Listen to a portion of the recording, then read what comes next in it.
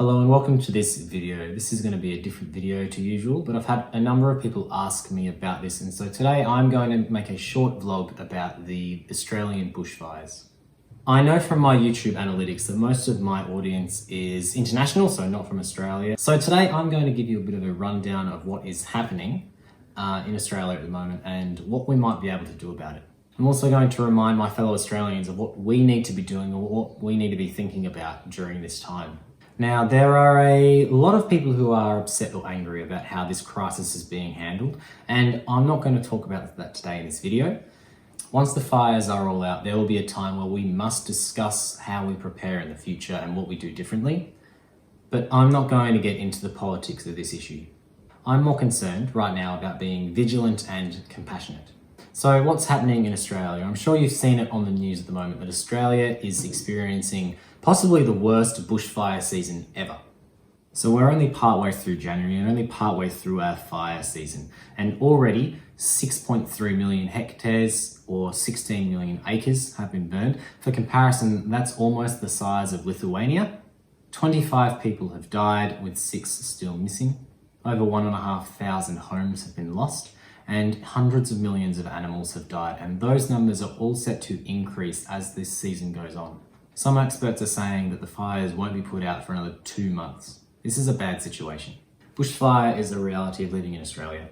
This country is typically very dry and hot, and many of our native plants actually need fire as part of its life cycle. It needs fire to germinate seeds.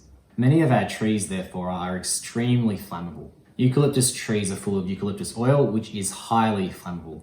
It's in their bark, it's in their leaves. When that drops on the ground, it's just a tinder box ready to catch on fire. The Australian bush is very good at catching on fire.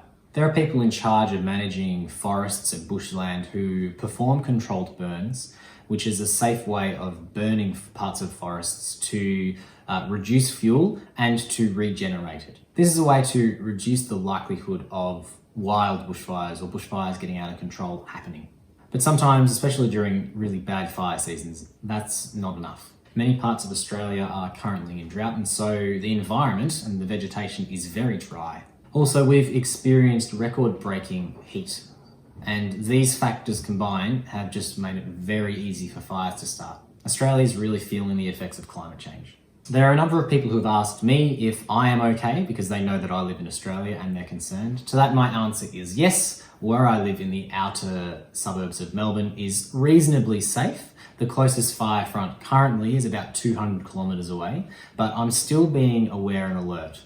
So thank you very much for your concerns and your questions, but we're probably going to be okay. I don't want this video to be about me. I am here living in relative comfort, where there are others who have had their whole lives torn out from underneath them. I wanted in this video to let you know what you might be able to do to help. So firstly, to my Australian friends, please keep alert. Keep an eye on your state's emergency alerts. These are available usually if you just search emergency and then your state, and emergency.yourstate.gov.au will pop up, and that will give you live updates onto any emergencies which are happening. Also, have an evacuation plan, even if you don't expect to need it.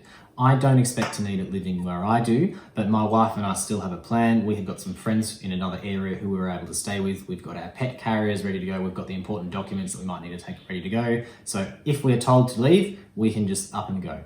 We won't be taking plants. As a plant tuber, of course, my plants are very important to me, but they're not the most important thing. I worked with a man for a while who lost his home in the 2009 fires, and him and his wife, they've gone on and they have a new house now, and everything is okay. So if life goes on after the fires, so please be ready to leave because your life is more important. And for my international friends, I'm sure you're thinking, this is a terrible situation. What can I do to help? Right now, there are a number of charities who are on the ground helping people out. They have the understanding of the context to be able to help people and allocate resources the best way possible. I've left a link in the description of this video, taking you to an article listing a few ways that you can help financially. If you are able to help out financially, it would be deeply appreciated. Thank you for watching this video. Just a reminder, you don't need to be worried about me. Where I am is pretty safe, and even if the worst case scenario happens, we've got plans to get out. Instead, if you are able to, please do check out the link in the description and consider giving to one of these charities to help the people who are affected by the bushfires. If you're in Australia, please keep an eye on the conditions, keep an eye on those alerts and make a plan to leave if you have to. I want to finish this video by saying thank you to those who are fighting the fires, for the volunteers and the people who have come from other places, for the locals who are acting really selflessly for the benefit of other people. Australia is grateful and words cannot express how much you are valued. Thank you.